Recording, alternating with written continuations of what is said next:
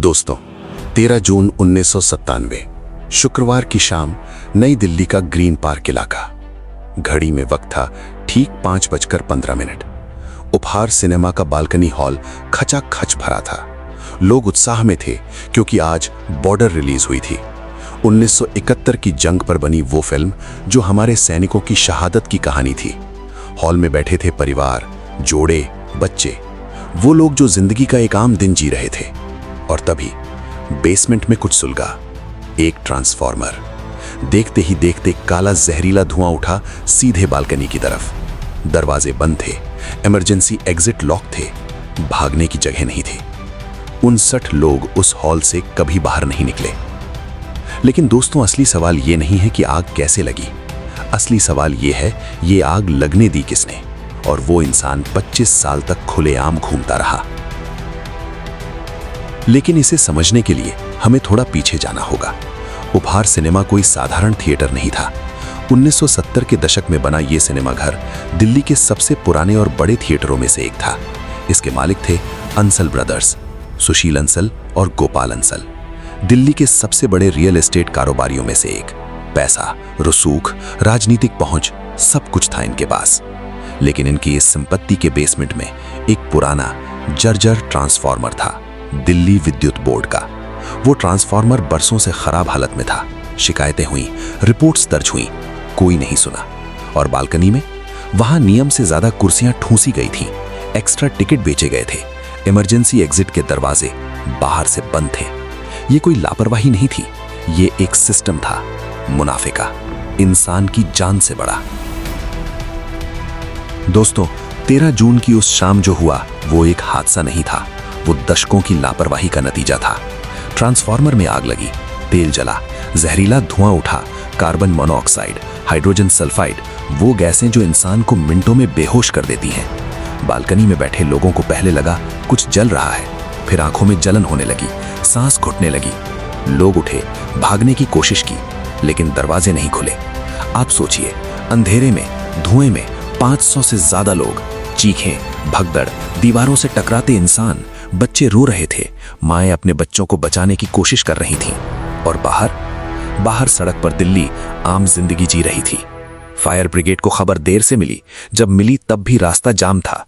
जब गेट टूटा तब तक 59 लोग जा चुके थे। ये कोई फिल्म का सीन नहीं था, ये हमारी राजधानी का सच था।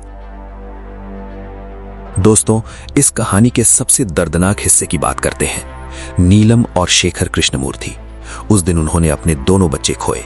बेटी उन्नति 17 साल की, बेटा उज्जवल 13 साल का। दोनों बालकनी में बैठे थे, दोनों उस हॉल से बाहर नहीं निकले। आप सोचिए, एक ही दिन में पूरा परिवार उजड़ जाए। लेकिन नीलम और शेखर ने टूटना नहीं चुना, उन्होंने लड़ना चुना।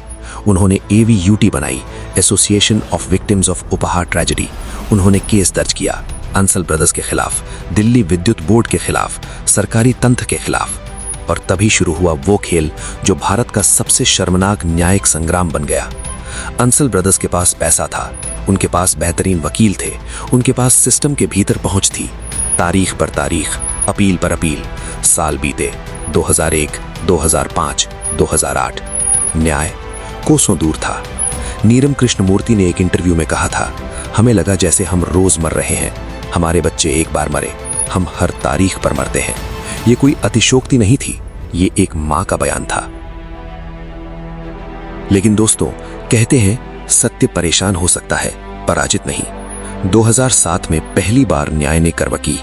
ट्रायल कोर्ट ने सुशील अंसल और गोपाल अंसल को लापरवाही से मौत के लिए दोषी करार दिया। सजा 2 साल की कैद, लेकिन तुरंत जमानत मिल गई। 2 साल, 59 जानों के बदले 2 साल। पूरा देश हिल गया। AVUT ने सुप्रीम कोर्ट का दरवाजा खटखटाया और तब सामने आया वो सच जिसने सबको हिला दिया।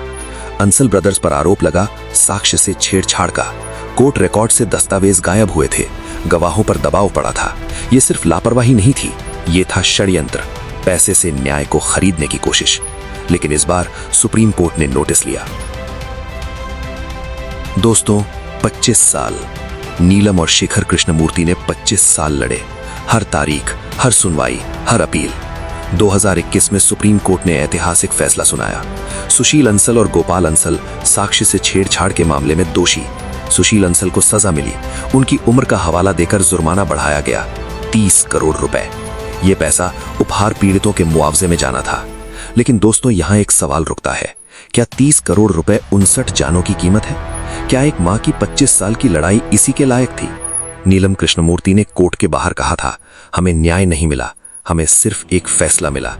ये फर्क समझिए, न्याय वो होता जो उन 59 लोगों को वापस लाता, जो उन्नति और उज्जवल को उनकी मां की गोद में वापस भेजता। वो कभी नहीं हुआ। लेकिन इस लड़ाई ने एक काम किया, इसने साबित किया कि अगर एक आम इंसान ठान ले तो पैसा, रसूख और सिस्टम भी झुक सकता है। 25 साल में नहीं, लेकिन झुकता जरूर है। दोस्तों, उपहार की कहानी सिर्फ एक हादसे की कहानी नहीं है।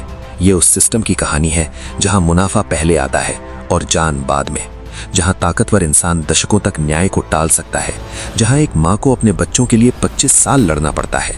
और ये कहानी आज भी खत्म नहीं हुई, क्योंकि आज भी हमारे देश में सैकड़ों सिनेमा घर हैं जहां फायर सेफ्टी नॉर्म्स कागजों पर हैं। आज भी इमरजेंसी एग्जिट बंद मिलते हैं, आज भी ट्रांसफार्मर जर्जर है और आज भी कोई नहीं सुनता। नीलम कृष्णमूर्ति ने एक बार कहा था, मैं नहीं चाहती कि कोई और माँ वो झेले जो मैंने झेला। ये एक माँ की दुआ है, ये एक चेतावनी भी है। तो अगली बार जब आप सिनेमा घर जाएं, एक बार नजर उठाकर देखिए, इमरजेंसी एग्जिट कहाँ है, दरवाजा खुला है या बंद। ये सवाल पूछना उन 59 लोगों को याद करना है जो उपहार सिनेमा गए थे एक फिल्म देखने और कभी वापस नहीं आए। अब आप बताइए, कमेंट में लिखिए, क्या आपको लगता है अंसल ब्रदर्स को जो सजा मिली वो काफी थी? हाँ या ना, बस इतना लिखिए। और अगर आपको लगता है कि ये कहानी हर भारतीय को पता होनी चाहिए, तो इस वीडियो को एक इंसान तक जरूर शेयर करिए, लाइक करिए, चैनल सब्सक्राइब करिए। हम ऐसी ही कहानियां लाते रहेंगे जो दबाई गई, भुलाई गई, लेकिन जिंदा रहनी चाहिए, क्योंकि इतिहास को याद रखना एक जिम्मेदारी है। जय हिंद।